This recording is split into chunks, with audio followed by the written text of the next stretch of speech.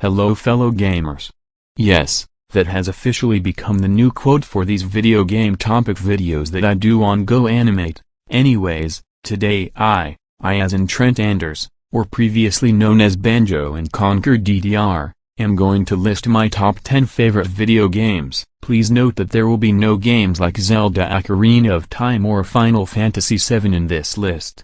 I like those games, but they are extremely overrated. Also, I might as well say that all games in this list are platformers, mostly 3D, but a few side-scrollers.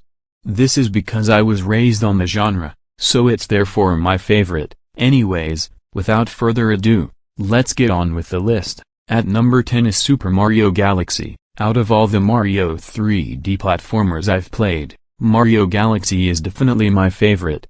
That's right, I even like this game better than Super Mario 64. Don't get me wrong, Mario 64 was great and revolutionary, but there were too many open empty spaces, and the racing minigames were just way too easy and simplistic. Mario Galaxy was a lot more linear, but that aspect made it so that Galaxy had a lot less open empty spaces, and Galaxy is a lot more challenging and fun. This is the reason why Mario Galaxy starts out the list at number 10. At number 9 is Banjo-Kazooie. This game is my favorite game from my childhood, so it had to be on the list. This game is seen as a Mario 64 clone, only there were less open empty spaces, more challenge, more humor, and Grunty as a boss fight was a whole lot better than Bowser. The reason why it's at number 9 is because nowadays, since I've been playing the game since I was like 3, the game has become too easy for me to beat. Really, I can beat this game with 900 notes, 100 jiggies, and 24 extra honeycombs, in under 5 hours. The only thing that would throw me off would be the blades in Rusty Bucket Bay. At number 8 is Sly 2 Band of Thieves. I know that I said in an earlier video that the first one was my favorite, but after playing through Sly 2, I have to change my opinion. The first one is my second favorite, Sly 4 Thieves in Time is my third favorite, and Sly 3 Honor Among Thieves for me is the black sheep because I found Penelope to be annoying. Sly 2 is definitely my favorite because it had the best missions, best experience from a sandbox game, best story of the series, and playing as the Murray was just plain epic. I really liked the bosses in this game, the great story, especially when Bentley has to save Sly and Murray, and I actually think that Neela is hotter than Carmelita. Seriously, just look at how hot and sexy Neela is. How can any guy say no to that? Neela is one of the hottest video game characters in existence. Okay, I know that this picture was made on DeviantArt, and I know that I'm a perv, but everyone's a perv on the inside. Let's get on with the list. At number 7 is Ratchet & Clank Going Commando. I know when you ask most people about what's the best RNC game, they'll either say Up Your Arsenal or they'll say A Crack in Time, but Up Your Arsenal isn't the game that took the series to a whole new level. Going Commando was. Therefore Going Commando is the best RNC game.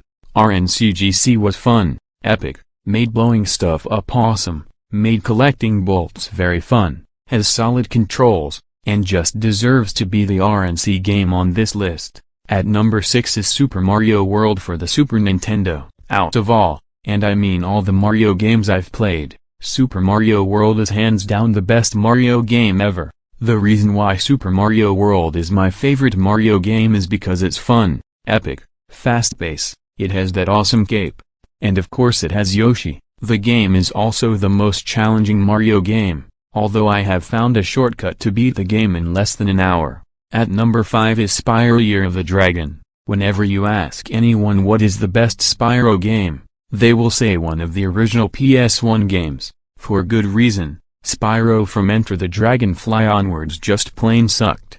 While Spyro 2 Ripto's Rage was great, Spyro Year of the Dragon was absolutely the best because of its atmosphere, characters, music, great collecting experience. It's awesome. As for the new playable characters, I really liked Sheila and Sergeant Bird, they were great. Sparks and Agent 9 were okay, but Bentley the Yeti just plain sucked. If it wasn't for Bentley the Yeti, this game would be in the top 3. At number 4 is Donkey Kong Country 2 Diddy's Conquest. Donkey Kong Country 2 for me is hands down the best side-scrolling game I have ever played. The game is fast-paced, fun, epic, great themed, has better animal friends than the original, and has the best music in the trilogy, especially with Bramble Blast and Web Woods. Also, Donkey Kong Country 2 is absolutely challenging and frustrating. You'll be dying a lot in this game and getting frustrated, but the game is so addicting, you'll keep playing. Plus, I might as well say no DKC game is complete without the challenge and frustration, which is why I love Donkey Kong Country Returns for bringing that aspect back. At number 3 is Conker's Bad Fur Day. Conker's BFD is just plain ingenious. The story follows misadventures, and CBFD has a lot of blood, feces, movie parodies, fourth wall breaking, great humor. This game is genius. As for the levels in the game, my favorite definitely has to be the haunted house level for being like a Resident Evil parody. And it made blowing the heads off zombies just epic. Conker's BFD was originally going to be another cutesy E-rated platformer, but Rareware said screw that, and made it about the epic misadventures of a drunk squirrel. The game's popularity is kinda similar to that of Invader Zim. It wasn't that popular when it first came out, but as time went on, it gained a huge fan base. At number 2 is Banjo-Tooie. Banjo-Tooie is a lot darker in tone than Banjo-Kazooie, was more challenging, had a better cast of characters, had more subliminal messages, and overall Banjo-Tooie is just superb. I really like the soundtrack in the game, although it doesn't have that nostalgic feel that Banjo-Kazooie's music had. Grant Kirkhope still made really great music in this game. The mini-games were just very fun to play. It has great multiplayer with all the unlocked mini-games, has nice cinema scenes, and best of all, the bosses. The boss battles in this game were awesome and challenging.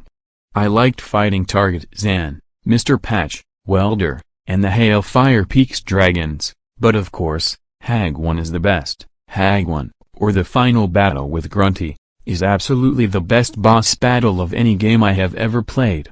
It's challenging, very fun, overall it's just awesome. And at number 1 is Jak and Daxter: The Precursor Legacy. After I just played through this game, I can't help myself but to love this game more than any other game I've played. The game is very atmospheric, is the best collecting experience I've ever had, has nice humor, and I really love the eco power-ups. Green eco is your health, blue eco gives you magnetic energy, red eco makes your fight a lot better, and yellow eco was the best by making you shoot fireballs. I also love collecting the orbs in Jak and Daxter a lot more than coins in Mario 64, notes in Banjo-Kazooie, gems in Spyro, or bananas in Donkey Kong 64. I also love collecting the power cells in Jak and Daxter a lot more than any of the main collectibles in any other game. Now, Jak 2 was awesome and Jak 3 was very good, but they took away from the collecting in the first game,